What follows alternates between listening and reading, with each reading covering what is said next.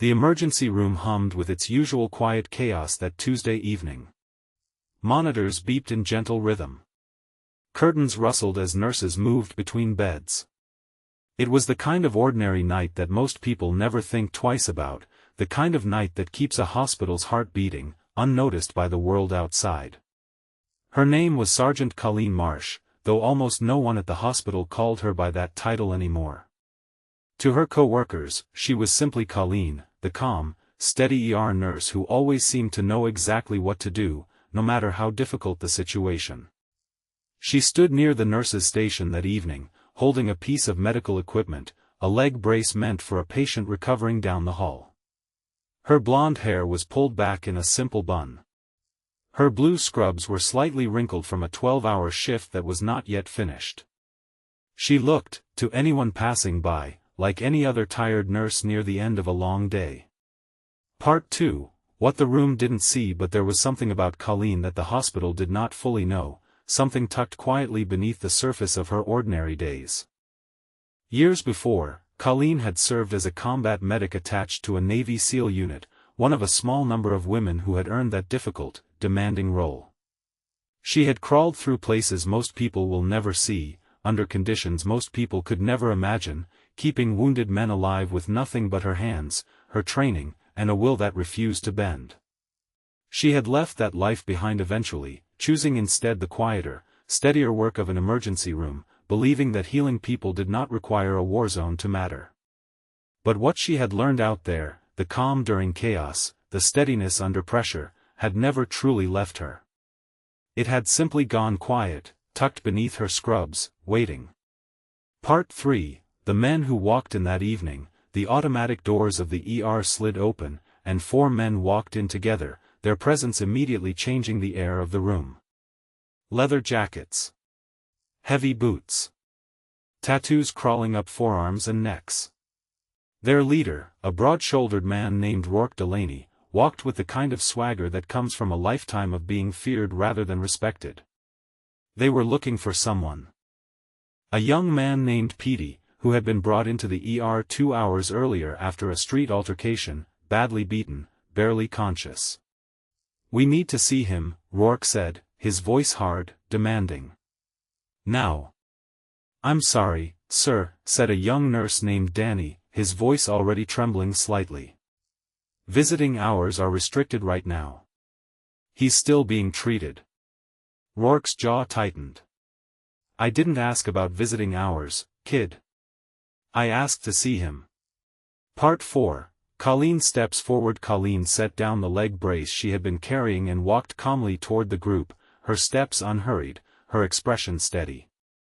"Gentlemen," she said, her voice calm but firm, the kind of voice that had once given quiet commands in far more dangerous places than this one. "I understand you're worried about your friend. But right now, the most important thing is that he gets the care he needs. You'll be able to see him soon, I promise you that." Rourke turned his attention to her, sizing her up the way certain men do, assuming that a woman's calm must mean weakness rather than strength. "And who exactly are you?" he asked, his tone edged with contempt. "I'm his nurse," Colleen said simply. "Well, his nurse," Rourke said, stepping closer, his finger raised and pointed toward her, "you're going to move aside, or we're going to have a real problem here." Behind them, the rest of the ER staff had gone still, watching with wide, frightened eyes. A young nurse covered her mouth. An older doctor stood frozen near the reception desk, unsure whether to intervene or call for security. Part 5. The calm before understanding. Colleen did not step back. She did not raise her voice.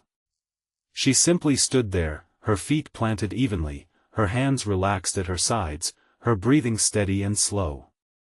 This, too, was something the years had taught her. That true strength rarely needs to shout. It simply needs to stand its ground, quietly, without wavering, until the storm around it eventually settles. "Sir," she said gently, "I understand you're scared for your friend. Fear makes people do things they wouldn't normally do. But I need you to take a step back, for his sake, and for yours." Rourke laughed, short and humorless. Lady, you have no idea who you're talking to. No, Colleen said quietly, I don't. But I imagine you have no idea who you're talking to either. Part 6, A Life Before This One. You see, Colleen had spent years learning that the loudest man in the room is very rarely the most dangerous one. In the field, she had watched quiet, unassuming soldiers move with a precision that stunned even seasoned commanders. She had learned that real capability does not need to announce itself with clenched fists or raised voices. It simply exists, quietly, waiting, ready if it is ever truly needed. She had left that world hoping never to use those particular skills again. She had built a new life here, a gentler one, filled with healing rather than combat. But some skills, once learned deeply enough, become part of a person forever, tucked quietly beneath the surface, present even in stillness. Part 7, The Moment of Truth. Rourke reached out, his hand closing around Colleen's wrist, gripping it hard, trying to pull her aside. What happened next took less than 2 seconds. Colleen shifted her weight smoothly, redirected his grip with practiced ease, and stepped back just enough to create space between them, without ever raising her voice, without ever throwing a punch, without ever losing her composure. Rourke stumbled slightly, his balance thrown off by a technique he clearly had never encountered before. He looked at her now, his expression shifting from contempt to confusion. How did you? He started. Sir, Colleen said calmly, her tone still gentle, still steady, I've spent time in places far more dangerous than this hospital. I've kept men alive with far less light and far less help than what's available to your friend right now. I am not your enemy tonight. But I will not let you frighten this staff, or endanger this patient's care. Part 8, A different kind of silence. The room had gone completely quiet now. Even Rourke's own men seemed uncertain, their earlier bravado fading into something closer to caution. Security arrived moments later, summoned by a quick call from the reception desk. But by the time they entered, the tension in the room had already shifted entirely. Rourke stood there, his hand still slightly raised, looking at Colleen with an expression that had changed from anger into something quieter, something closer to respect. Who are you? He asked again, though his voice had softened now. I told you, Colleen said gently. I'm his nurse. That's all that matters right now. Part 9, What Rourke didn't know. Later that evening, after Rourke and his men had been calmly escorted outside by security, an older doctor named Dr. Whitmore approached Colleen quietly near the supply closet. Colleen, he said, his voice low, what exactly was that? Colleen smiled faintly, tired but calm. Just de-escalation, doctor. Nothing more. That wasn't just de-escalation, Dr. Whitmore said. I've been in this field for 30 years. I've never seen anyone handle a situation like that so calmly. Colleen was quiet for a moment. Then she said softly, before I was a nurse, doctor, I did other work. Difficult work. I learned a long time ago that panic helps no one. Calm, even when everything around you is falling apart, calm is what saves lives. Dr. Whitmore nodded slowly, understanding settling over him gently. Well, he said, whatever you learned out there, I'm grateful it's here with us now. Part 10, Visiting Petey. An hour later, once things had settled, Rourke returned alone, without his men, his posture entirely different now, humbled in a way that surprised even the hospital staff who had watched the earlier confrontation. I'd like to apologize, he said quietly to Colleen, who was checking monitors near Petey's bed. I was scared for him. I didn't mean to take it out on you. I understand, Colleen said gently. Fear makes people forget their manners sometimes. It happens to the best of us. Still, Rourke said, I shouldn't have grabbed you like that. Colleen looked at him for a long moment, her expression softening. You clearly care about your friend a great deal, she said. That says something good about you, even if it came out sideways tonight. Rourke looked down at Petey, still resting quietly in the hospital bed, his breathing steady now, his color slowly returning. He's like a brother to me, Rourke said quietly. We grew up together. Rough neighborhood. Not many people looked out for us. Then it makes sense you'd fight for him, Colleen said. Just. Maybe next time, fight with words instead of grabbing wrists. Rourke managed a small, embarrassed smile. Yes, ma'am. Part 11, A quiet understanding. In the days that followed, Rourke visited Petey often, and each time, he found himself exchanging a few quiet words with Colleen, his earlier hostility replaced entirely by a kind of respectful curiosity. "Can I ask you something?" he said one afternoon. "Where did you serve?" Colleen hesitated only briefly. "I was a combat medic," she said simply. "Attached to a special operations unit for several years." Rourke's eyebrows rose slightly. "That explains the wrist thing." Colleen smiled faintly. "That, and a lot of long nights I don't talk about much." "Why'd you leave it?"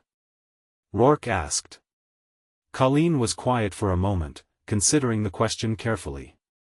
"Because I realized," she said finally, "that saving lives didn't require a battlefield. It just required someone willing to show up, calmly, for whoever needed help. Turns out, that need exists everywhere. Not just overseas." Part 12, The lesson beneath the story. There is something gentle and important buried within this story, something many of us come to understand only with age, only with the quiet accumulation of years and experience. We are so often taught to judge strength by its volume. The raised voice. The clenched fist. The aggressive posture meant to intimidate. But real strength, the kind that steadies a room rather than shaking it, rarely needs to prove itself loudly. Colleen Marsh did not need to shout to command respect that evening. She did not need to threaten or posture or raise her voice above the noise around her. She simply stood calmly in her truth, quietly capable, quietly certain, and let that steadiness speak for itself.